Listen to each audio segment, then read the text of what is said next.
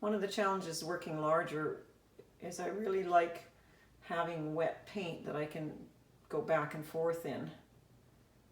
And you can't keep everything wet at the same time when you're painting something this large. It's just too much work to work with.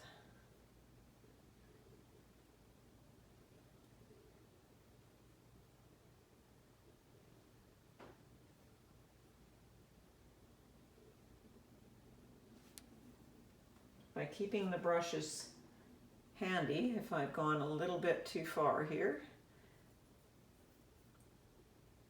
I can just go back to the brush I used before.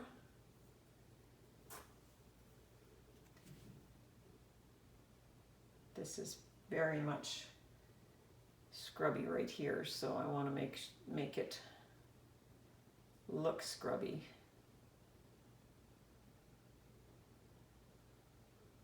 Now over here, this is getting into shadow, and though it is a lot lighter and it looks a lot lighter in my photograph, I don't want to paint it near as light because it's shadow. So I can use some of the white mixture, which is really kind of a pinky color, add some blue to it, and put that in as my lighter shadow color. Making sure I don't go too light because it's got to read as shadow.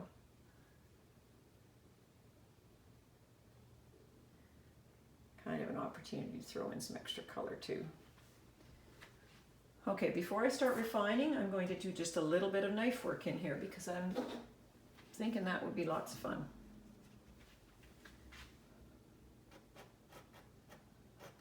And then I can clean it up afterwards. Sometimes just adding a little bit of palette knife can make it, keep it from getting too persnickety.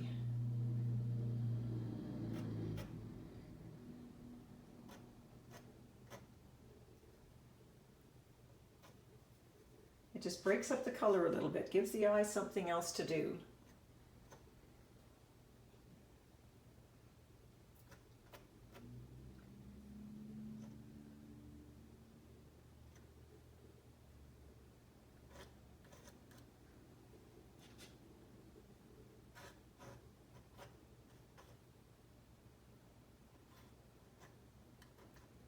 And some of these colors in here can get quite light with the light blown out more, but I might save that until I can put it next to the browns here. And I don't want to paint too much around the browns because I'm just not there yet. So that's the beginning of it. I'm just going to move the camera in a little bit closer and show you how I turn this into a correct detail in one area. Okay, we're a little bit distorted so that I don't trip over the camera, but this will give you an idea of how this guy's going to look.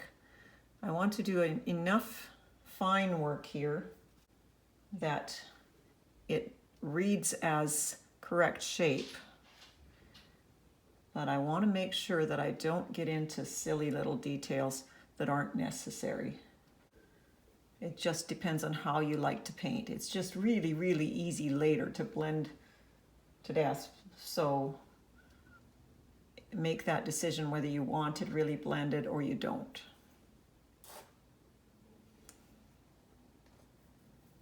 Because you always have the choice with oils. Very easy to blend later. And I'm getting out of the camera range, sorry. Now this halter in my reference photo is one of the lightest things in the painting,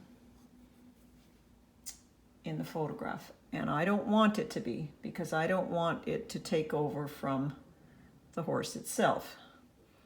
So I'm giving it more color than is in my reference photo.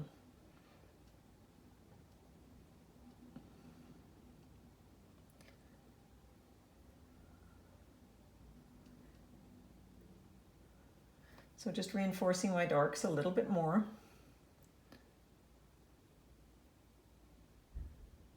Because the darks are going to give it structure.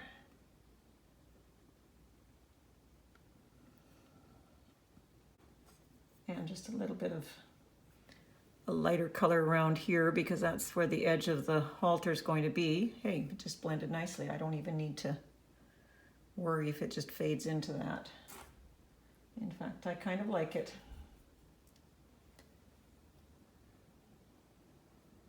Sometimes when an edge just disappears into another area, it really helps the painting, gives it some depth.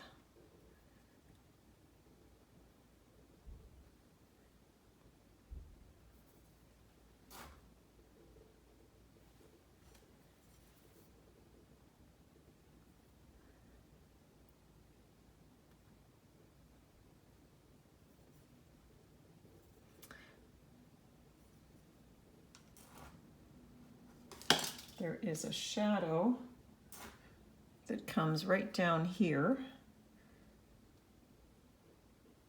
which is a shadow from the halter, because the halter sits a little bit away from her face there, probably by the nature of the fact that she's kind of throwing her head around a little bit. So I'm going to add that because I think it's a good idea to have it there. I'll finish it when I do the rest of that area, but I wanted it to come up against here, so it was easy to paint a wet edge against it.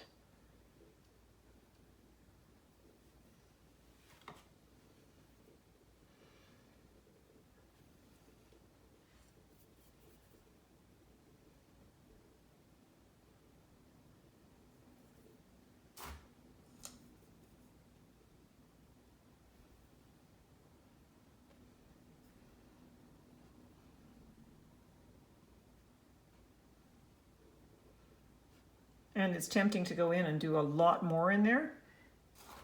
I'm restraining myself. I want it to be loose. So if you start doing too much detail, I can always put more later, but if I start doing too much detail at this stage, the whole painting will get very detailed.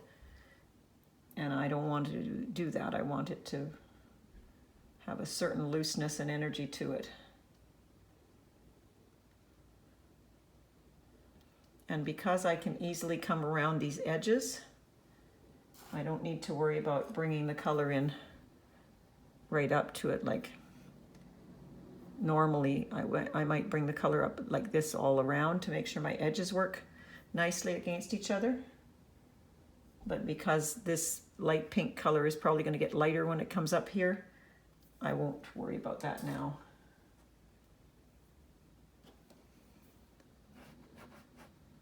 Just make sure that the paint isn't a big gob going over there if I don't need that.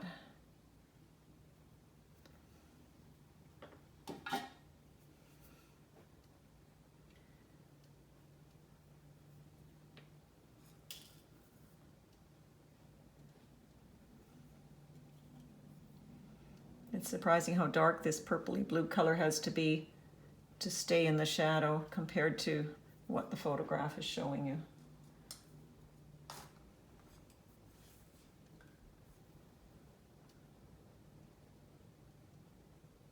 I'm going to leave this little flip of color here until I do the background. And you probably can't even see it. No, sorry, it's out of the camera length. This little flip of color here till I do the background. I'll just leave that camera there because then I can work the edge however I want.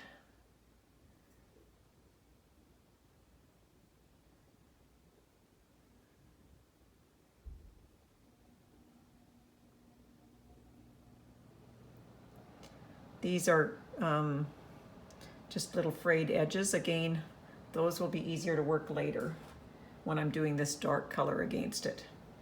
So I'll just make sure they're not too much there. Keep them a little bit softer until I come up with that dark color. And the beauty of a limited palette is it's quite easy to mix this color again because you only have a few choices of colors that you've used.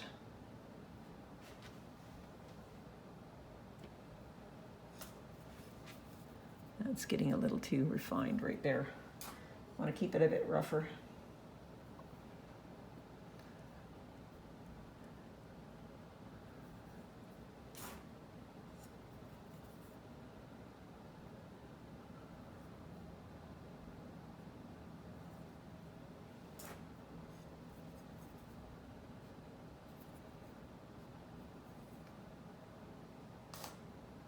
Just making sure I haven't got any extreme edges that are going to compete.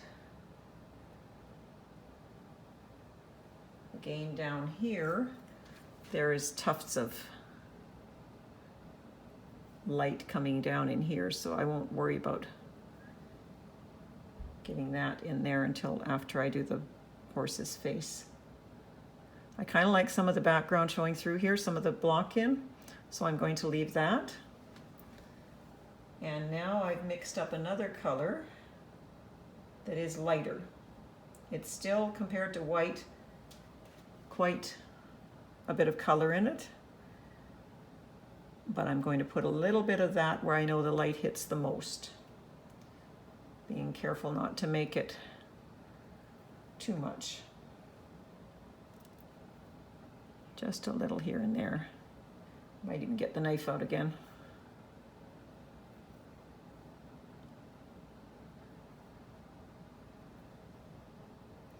Just so it's not a flat pinkish kind of area.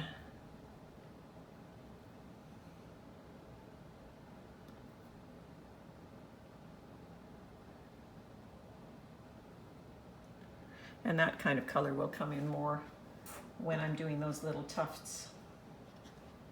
But let's just put a little bit of that in here, just applied roughly. Just letting the color kind of drag over the texture of the canvas.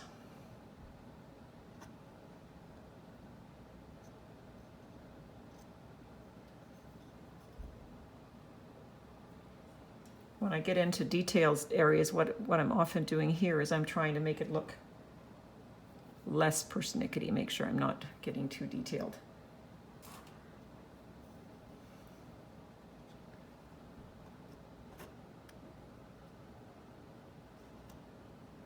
And I'll just, when it comes to finishing off these areas next to the edges, I will just mix up that same light color again or something very similar to it.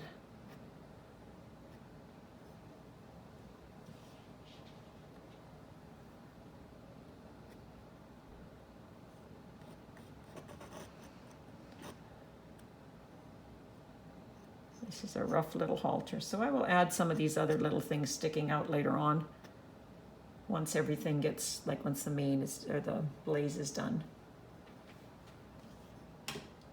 And though it looks really rough now, if I decide it's too rough, it's really easy to make smoother.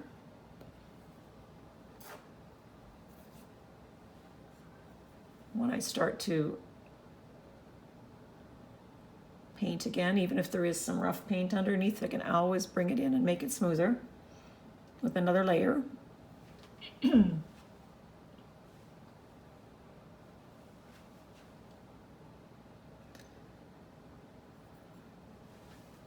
I want it to have some, excuse me, interesting texture. I seem to be losing my voice.